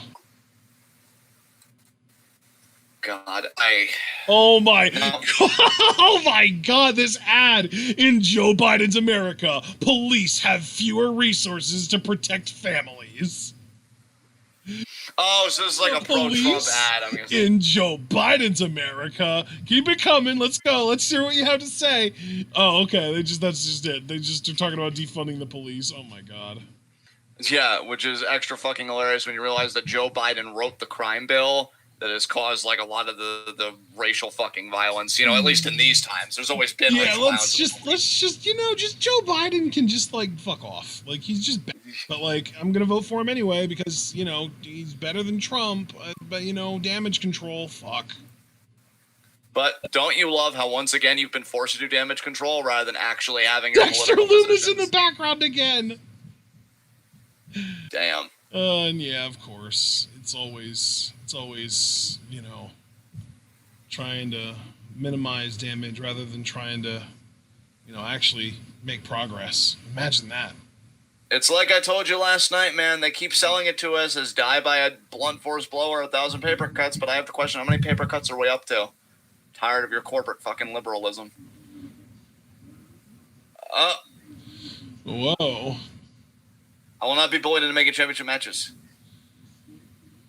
Those opportunities are still and will always be earned. So what are you doing about it, Regal? Nothing. He's just going to say words and be done. Regal, I still respect you. Oh, man. Swerve so much. We love you, Swerve.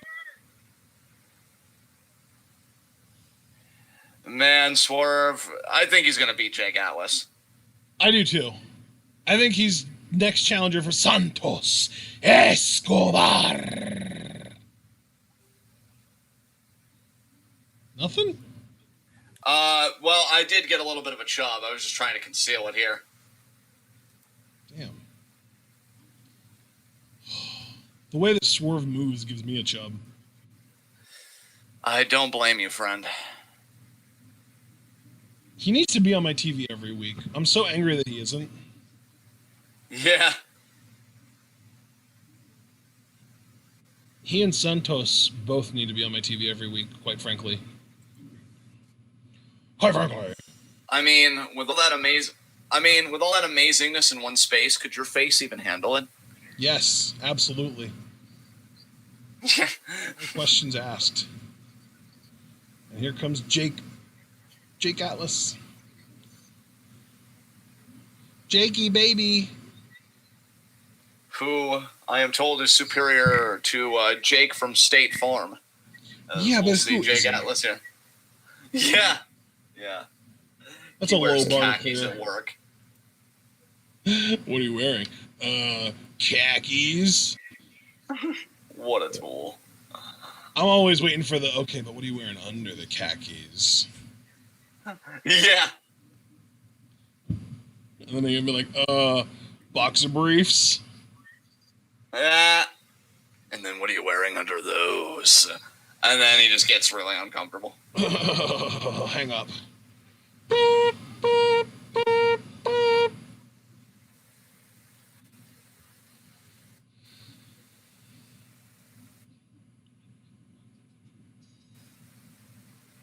Thanks, Paul.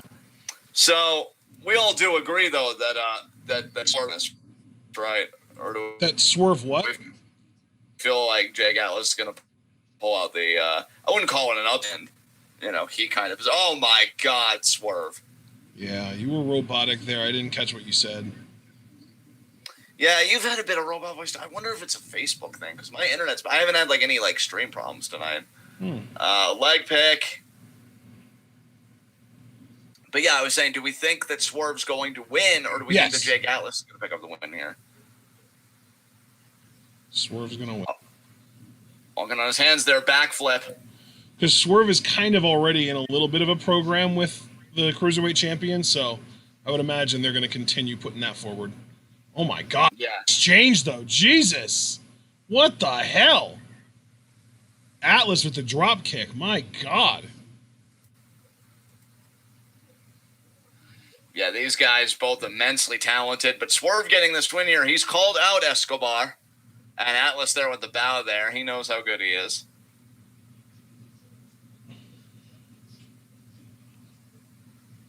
Oh, wow. Nice arm drag by Jake Atlas.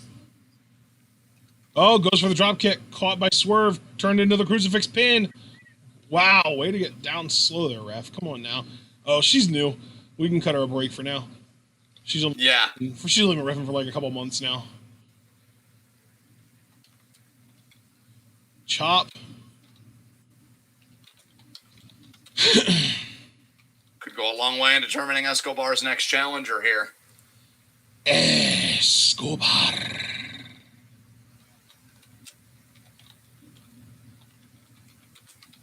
I'm really hoping Swerve wins this. Caught the leg, driving him into the corner. Nice kick. That was like a jumping super kick. That was crazy. He moved, like you said, dude. The way he moves gives you a job, and I never see people move the way Swerve does in that ring. Yeah. I'm gonna check my internet connection real quick because I haven't really been seeming to have any problems. But okay, my download speed is. But again, same, dude. Download speed is A. 210 megabytes per second. And upload speed is maybe a little tiny bit lower than usual, actually. I think I'm used to, my upload speed's a little tiny bit low. I'm used to my upload speed being between 5 and 6 megabits per second, and now it's right around the 4 range. So upload speed is struggling a little bit. God, I can't wait to move and get a 10 megabit per second upload speed. If I could move somewhere where I could get Verizon Fios and get the 100 package, I would die and just go to heaven immediately. Or if I could go and get Google Fiber or some legit high-speed internet, I would be so goddamn happy I wouldn't know what to do with myself. But that's not feasible anywhere around here. So I just basically have to settle for a less shitty Comcast package that gives me 10 megabits per second upload. I'll say, dude, my upload speed is really low relative to when I was beginning. Wait. It's starting to make a bit of a comeback, but it's still going to come out a bit low. Because I should be getting 2 megabytes per second upload, so my upload naturally is a lot lower compared to yours. My download, while it's a bit lower than I'd like, it's still in a range where I am streaming. Okay. Comfortable. So I don't know. So Maybe you're having a little bit of upload struggles, it sounds like. Yeah. Yeah, that makes sense. I don't know. Everything could get fucked. I want once again remind everybody, just nationalize the internet, institute fiber optics nationwide so we can actually compete with other countries and everybody can have quality internet, which given how much is done on the internet today, I am wholly in favor of classifying it as a human right and fucking anybody that says otherwise. Yeah.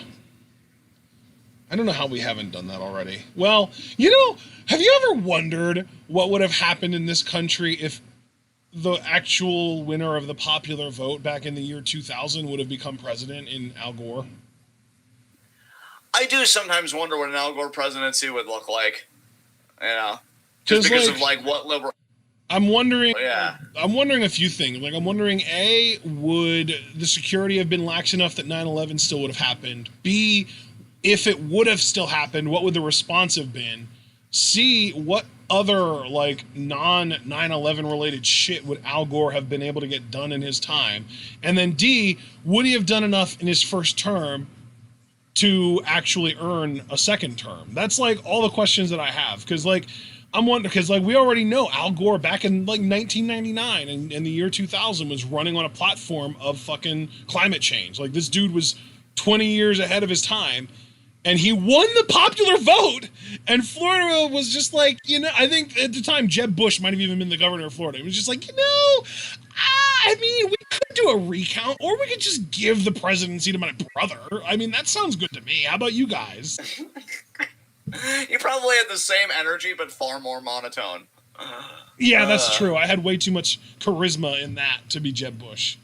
I mean, your face just naturally emanates it, so you can't help it. Too much vocal like nuance, and not enough please clap. Nice springboard blockbuster. That's gonna live forever.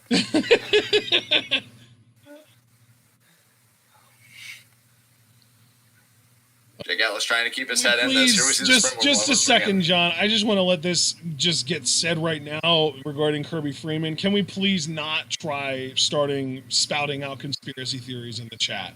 No matter how hard you believe it to be true, if it's considered a conspiracy theory, just keep it to yourself, or go talk about it elsewhere, please. Okay. Because I'm like, what are you even talking about? Because okay, yeah, I see it. Jet fuel can't melt steel beams. Uppercut there. Here we go. Oh, swerve up and over. Pulling Atlas out, rolling. Oh, but Atlas with the boot. I think Swerve wanted a flatliner there. Atlas with a headlock. Headlock driver. Please no. Okay, good. I don't know how I feel about that. I've always been kind of iffy on, like, how people that are in the same company as you, even if it's not the same brand, doing finishes, because we know Bailey's like ultimate finish now is the headlock driver, and he just did one that I'm going to be honest, like he really spiked Swerve in the mat and only got a 2 count. So yeah, but Bailey's is also an arm trap headlock driver. That's true. I mean, it probably doesn't make as much of a difference, but you've also got to remember that it's also highly dependent on the person taking it to make it look good. Yeah, I mean that's all fair. I just feel like it's kind of skirting the line a little bit for my liking. Look at Swerve! Yes! Oh German. My god! Yes! Oh my god! Can we start calling that the confident plex? Oh, and the jumping flatliner.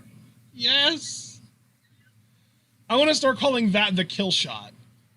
Yeah.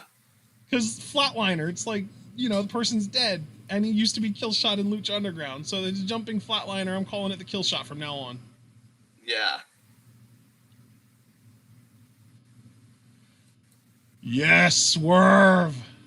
Swerve now on the attack. Do you know what I feel like we haven't seen nearly enough of in NXT? What's that? The Swerve stomp. Yeah. Like Atlas though, that one like. I know we've seen a couple JML drivers from him, and that's always awesome. And the kick finish that he has is kind of cool, but doesn't really feel like a finisher to me. But, like, we need more Swerve stomps, baby. Look at Jake Atlas keeping up with Swerve, though. Nice right hook. Swerve with a right hook. Both guys on the middle rope, in the corner. Oh, Jock. Oh, wait a minute here. Jake Atlas with a whale hunt. With a freaking whale hunt off. That was like a Murphy's Law. Okay, now that's definitely Murphy's finisher here. Nope. And it's a 2 count. Off the top rope. See, I don't know. It's Jake Atlas, too. Like, he's going to need a talking to backstage. Like, hey, man, you're making Bailey and Murphy look bad here. And then that's what I'm saying, dude. Like, because that was like an avalanche. I'm not even being sarcastic. I'm being totally sincere, dude. I agree with you. Yeah. Oh, going for the cartwheel DDT. Swerve pushes him away. Smart. Can't DDT me if you're on the other side of the ropes. Oh, he tripped him and then the super kick. Oh, but Atlas hung up on that bottom rope. His toes are hooked. And now Swerve with a nice kick to the face. He's going to just get him back in. He might be able to pin him off that alone. And now. Is he think? Oh, he's thinking about a JML driver. We're going to get a JML driver. Yes. Oh, are we? I think we are. We He are. wedgied- There it is. He wedgied the That's it. shit out of Atlas on that, though. 3 count. There we go. Good job, Swerve.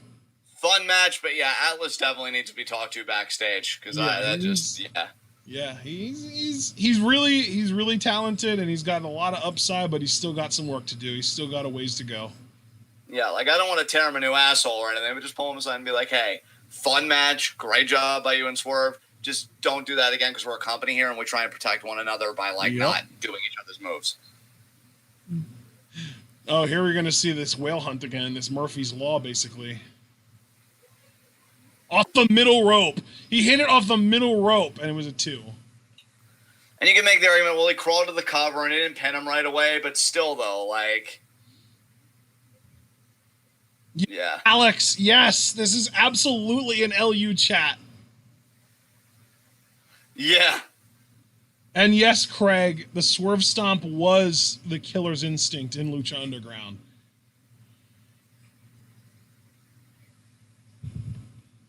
Swerve feeling confident. I love it. Because nobody does it like he does it, baby. Oh, he's saying about the gold. He wants Escobar. Oh, can you just, like, set your sights a little higher and go after the North American title, please? Yeah. The North American title, here's another guy that's probably in contention for it here, Damian Priest. Or should I say, Damian Priest. Oh, Damian Priest says he knows he's in a triple threat, he just doesn't know his opponents. I'm not aware of who my opponents are. Said there's no scenario where he doesn't see himself walking out as North American champion. Wow, you need to be a little more imaginative, sir. He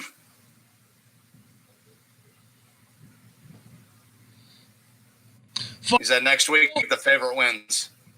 Foster, LU is probably being mentioned more because Craig Skiff has watched the entire series for the first time ever over the course of the last 17 days, beginning to end. It's pretty incredible, actually, the way that he's managed to marathon through the whole thing.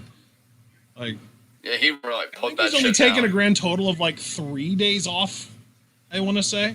Maybe even 2, I don't know. He can correct me on that. But our North American Championship qualifying triple threat is next. Oh, Rush Hour. Is this Rush Hour 3, I want to say? This is the first one. Oh, it is? Yeah. At least what they were showing scenes of, that's the second one. And then that's the third one. Ah. I've seen all 3 of them, but I really don't remember them all that well. I keep hearing that a Rush Hour 4 is going to get made. I wonder if that just died in the water or if that's still going to happen. I mean, wasn't Chris Tucker kind of implicated with the fucking Epstein shit? Dude, I actually heard that list you were kind of going through last week might have been fake. I've been hearing from people, so I don't even know. Although I will say, dude, just to kind of, volley it back and forth, and I know this isn't exactly the most pleasant thing to talk about, so we'll try and keep it brief. Apparently, Tom Hanks and his wife, they're now Greek citizens. So people found that funny that he got, like, Greek citizenship, and he might be, like, living in Greece now, given, like, everything going down. I don't know. Is there anything in Greece that would be related to the Epstein shit? I don't think so. I looked at it more as I wonder if he's like moving internationally because it's like, I don't know, legal protections or some shit. Right, So he wants to get out of the jurisdiction of the place where the shit happened. Yeah, we need more villains with diplomatic immunity. That's what this timeline's missing. 2020's got everything. We just, Yeah, we need more Dr. Dooms in our lives. Exactly. You killed our senator. You're going to jail, dirtbag. I have diplomatic immunity, so my hands are clean.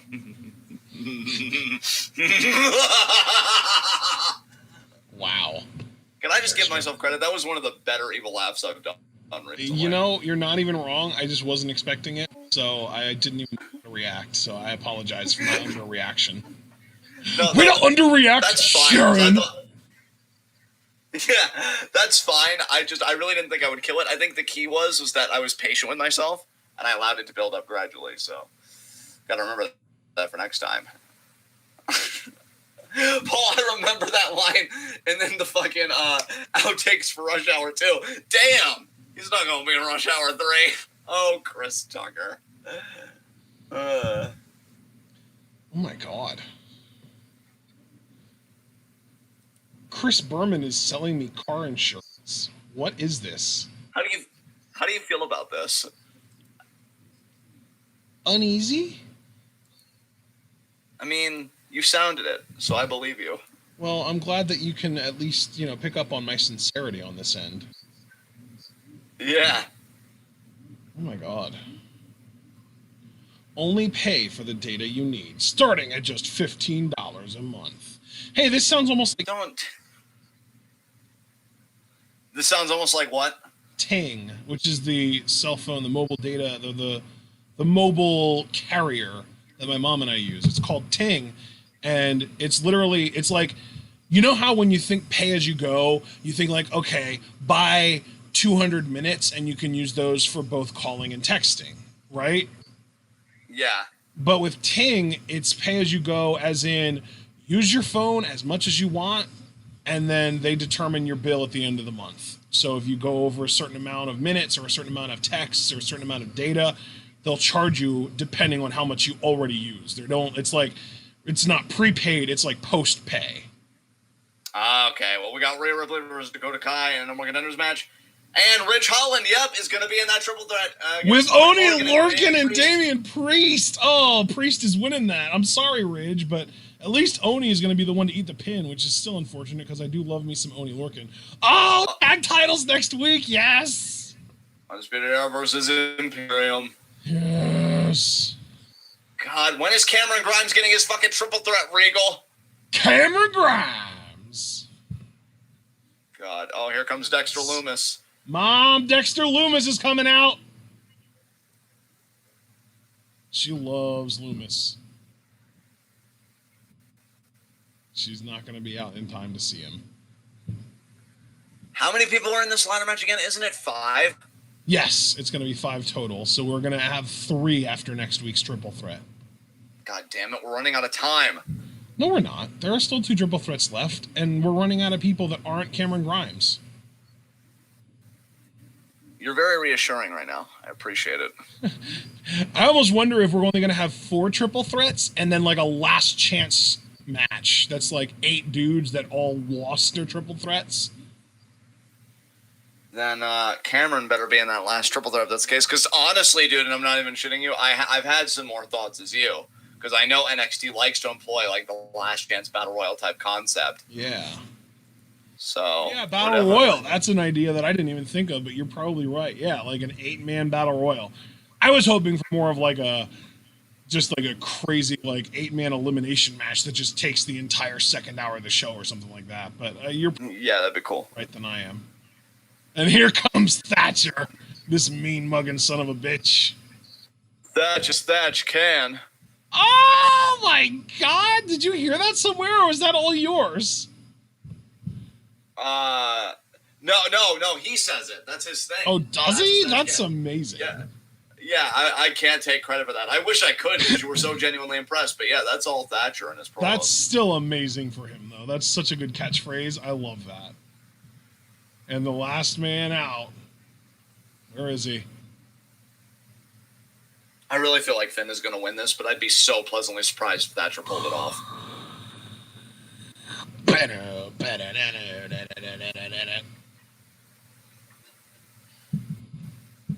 Finn has never held the North American Championship. He wants to complete the set.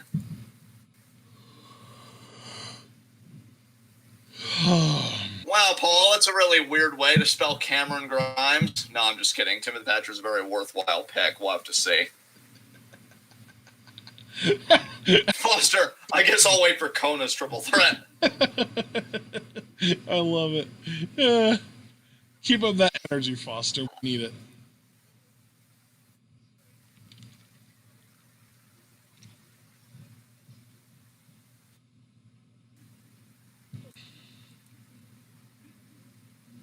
Yeah, like, actually, Foster does have a legitimate axe to grind. Now, I hate Kona Reeves' face.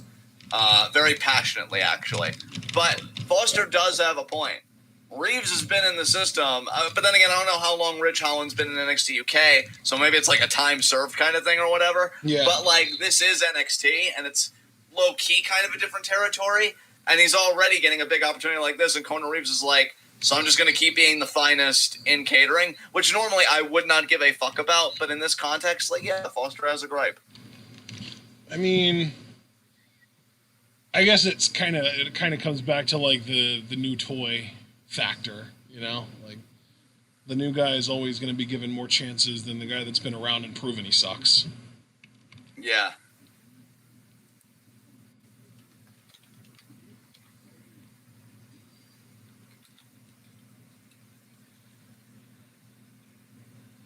All right, here we go. Lumis is just standing back watching, letting Bálor staring at it.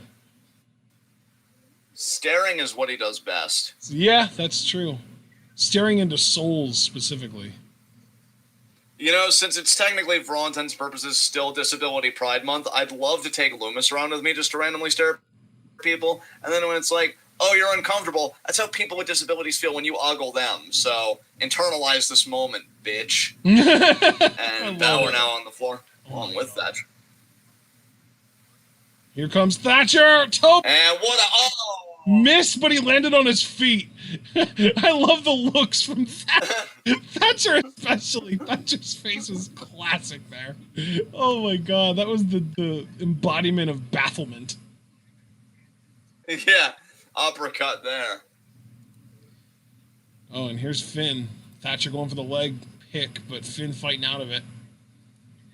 Lumis now, double Larry. Oh, and Lumis there.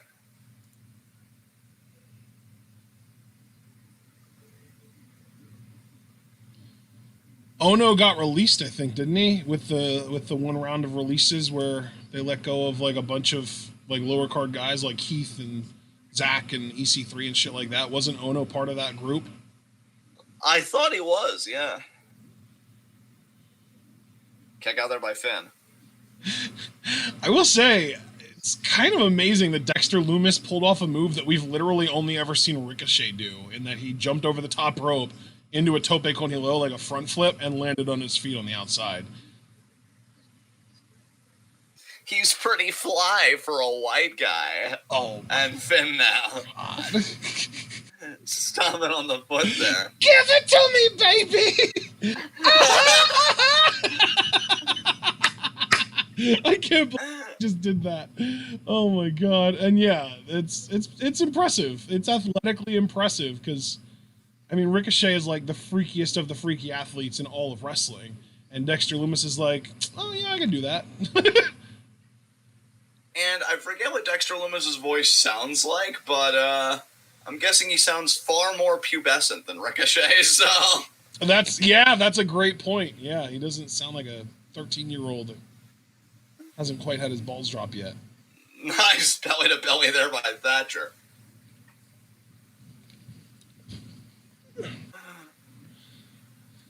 Oh, could be going for that vinegar stroke armbar. No. You know, on the back of the head. It's a double wrist lock, okay? It's not an armbar. Fair enough, but we both know it's coming in more ways than one. And now Thatcher the uppercut. I'm sorry, you had a little bit of a cutout there. We both know it's what in more ways than one? We both know it's coming in more ways than one. That's I don't know why I didn't just assume that's what you said, but yeah, you caught me off with that. Oh my god. Foster said, I mean, we've never seen Ricochet and Dexter in the same place. Oh my god. Oh my god. That'd be one hell of a disguise, can I just say? Man, this triple threat match is all about that face. I feel like I've seen Ricochet blink far too many times to qualify as Dexter Lumis. Yeah, and you know, Dexter Lumis has hair. And there are a lot of other disparities that we could keep enumerating, but you know, point being, I think that's one conspiracy that's pretty dead in the water. Yeah, what did I say about conspiracy theories, Foster? Yeah, Foster. I'm sorry, that was way too aggro for your Clearly, what he just said is on the same level as 9/11 being an inside job. Come on now. Yeah. Oh my god. Oh my god. Yeah. We should probably take advantage of your Amazon Prime subscription while we can, but Umbrella Academy, though. Yeah, absolutely.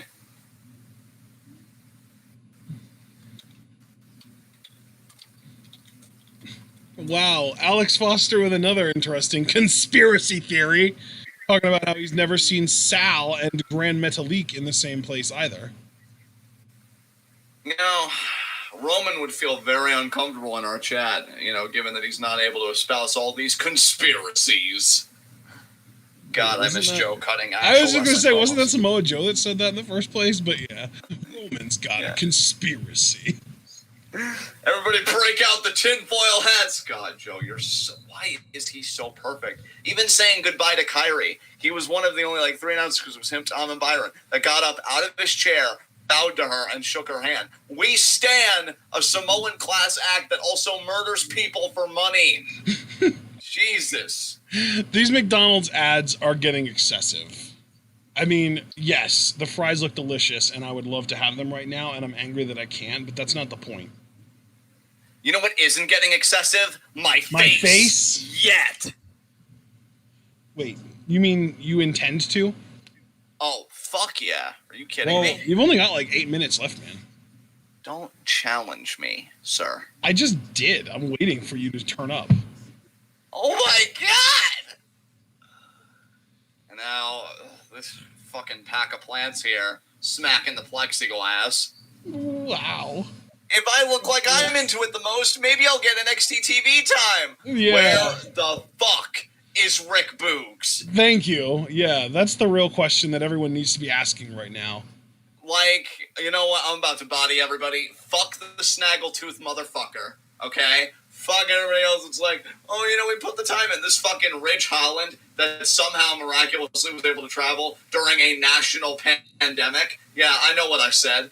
And, all this other fucking shit. And yet Rick Boogs isn't able to jam out. That is a travesty. And now Finn there getting choked with the middle rope.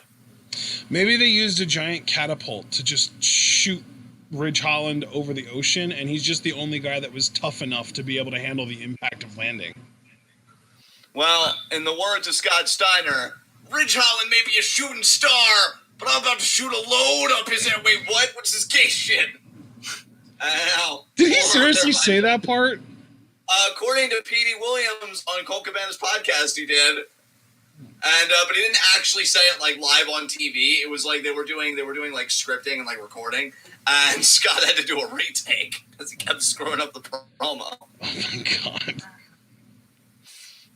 My favorite story from that podcast episode, though, is Scott trying to hit on Petey Williams' wife because he had the Petey Pump gimmick. He just looks at her and is like, "You won't be with the real thing," and it's dude, I'm right here. Yeah. I love that the dude lives the gimmick.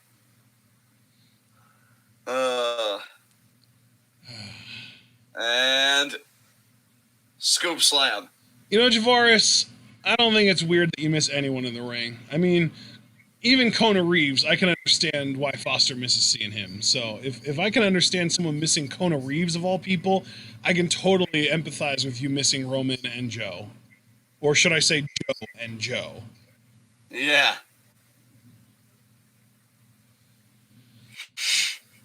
Forearm there by Finn. Yes, Paul. Rick Boogs has had an amazing, hilarious soundbite from the crowd almost every week on Raw. That's called making your moment. It's been amazing. 2 weeks ago, I think it was, 2 Raws ago, when Drew told Dolph that he was going to come up with a stipulation, Rick Boogs shouts, "Eye for an eye!" Yeah. He had another one this week when Seth was talking about Rey Mysterio. I think it was put him in his place or something like that. It was he said Rey Mysterio.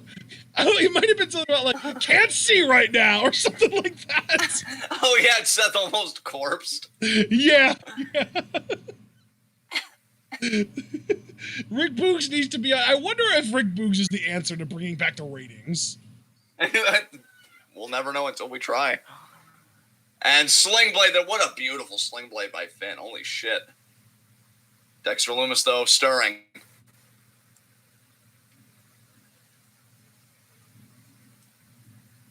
Finn charging up. Guns out. Oh, but I think Thatcher's going to grab Finn. You seem to... Camera's like cut where... Yep, there it is. There it is. Oh. Oh, wrapping the leg around the post. Oh, no. Wow, Phineas. Really sucks for you. Yeah. Oh, no. This is very painful looking. I honestly feel very bad for Finster. Oh, and Finn and Lumis there. Kind of ganging up on Thatcher, trying to. Finn's got one leg to stand on right now. Oh, just collapses outside the ring.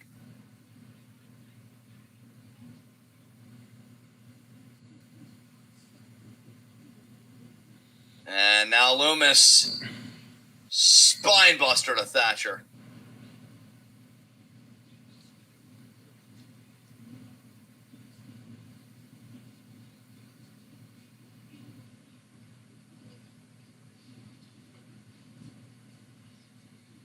Uranagi? No. No. Oh, kick to the head there by Thatcher. Oh, and Finn. No, Dragon Screw. That's some Tanahashi shit. I can screw between the ropes. Oh, slap there from Thatcher. Come on, Tim. Let's see. Double arm underhook. No. There's the Uranagi. Sit out Uranagi there. Going for the side sleeper thing that he does. Finn's going to do a coup de grace, isn't he? Something like that. There it is. Coup de grace to Lumis. He knows, though. He knows that he's got to do something about Thatcher. He can't just go right for the pin. Oh, he's going for the pin anyway. Thatcher pulls him off, obviously. Oh, kicks it. Oh, and now Finn kicking away with the free leg. Thatcher, though, going for the half crab. Oh, no, not. No, ankle lock. Yo, is Finn about to give Thatcher a submission win here? That would really bolster his credibility big time before TakeOver 30. No way. Oh, he's grapevined it, though. No way. Finn might be about to tap out. That would really be... oh, wait a minute. I see that. Yeah, I see Lumis. Oh, God. And he just comfortably grabbed him. Oh, and they're both locked in now. What's going to happen here? Could be a photo finish here. I mean, if Finn... Oh, no, Finn escaped.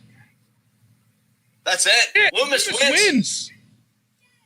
Lumis Holy shit. American title match. Wow. Wow. I'm just really happy it's not Finn, because now I'm confident again Cameron Grimes might be able to win it if he gets a triple threat match. Yeah.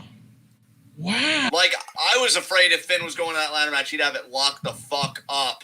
I'm actually really happy about this. I mean, my first choice would have been Thatcher, but Lumis is a great character, and he's solid enough in the ring. I'd be curious to see what he can do in a ladder match. Wow. I'm honestly shocked, but pleasantly so.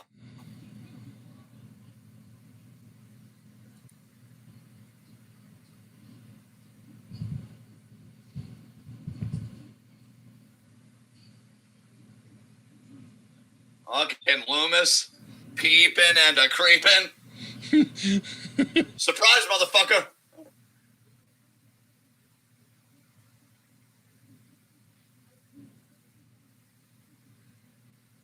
I mean, maybe I'm too much of a purist, but I don't know how I feel about Timothy Thatcher fading to a submission hold when he's all about that just Thatch can and he teaches people. But fuck it. Dexter Lumis is going to TakeOver 30. Very interesting. And I want to say, too, not to be that guy, but you have to wonder if this even would have happened for Lumis if the whole Velveteen Dream thing didn't blow up, because it really seemed like they were getting ready to be a tag team and have a tag team title angle.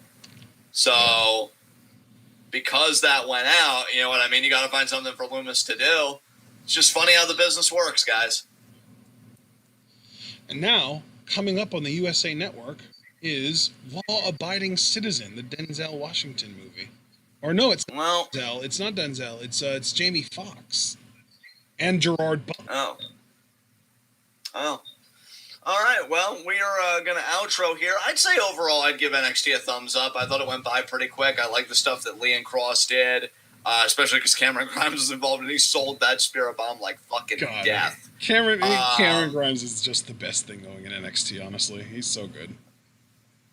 Really enjoying the women's division. I'm kind of hoping that Dakota beats Rhea, but I think I've finally learned my lesson. Yeah. So it's probably not going to happen. I'm really glad that you're finally here. Yeah. And, so overall, I enjoyed the show. Do we have Q&A tomorrow. That's what we have tomorrow at 7. We certainly do. Yeah, we've got Q&A tomorrow. Then we've got Stardom Friday. Then we've got a catch-up commentary Saturday, and that's our week. Yep, so you guys know it. Thank you guys for coming out. Please leave a like if you haven't yet as you file out. Greatly appreciate it. Click the bell icon and subscribe so you can keep up with all that TwitWow goodness. And we'll see you guys tomorrow for Q&A. I'm going to hand it over to Ash to take us home. Alrighty, ladies and gentlemen, we do hope that you all enjoyed NXT tonight, and more importantly, we hope you enjoyed our live reactions to the show. If you did, please remember to like this video. You can also subscribe to the channel if you're new. Click the bell icon to join the notification squad. Follow us both on Twitter and on Twitch. And while you're over on Twitch, you can also support the channel by subscribing on Twitch, buying our merch on Teespring, donating to our Patreon, and sharing this channel and this video with all your wrestling fan friends, and letting them in on the best kept secret in the YouTube and Twitch wrestling communities. That's right, we are TwitWow, and we are the workhorses of the Y and T WCs, and we will see you all tomorrow night for Q&A. We will see you on Friday afternoon for Stardom, Saturday evening for our WWE catch-up commentary, and of course, 1 week from tonight, next Wednesday night, for more NXT. We hope you're looking forward to it, and most importantly, we hope that you're all able to remember to stay tuned.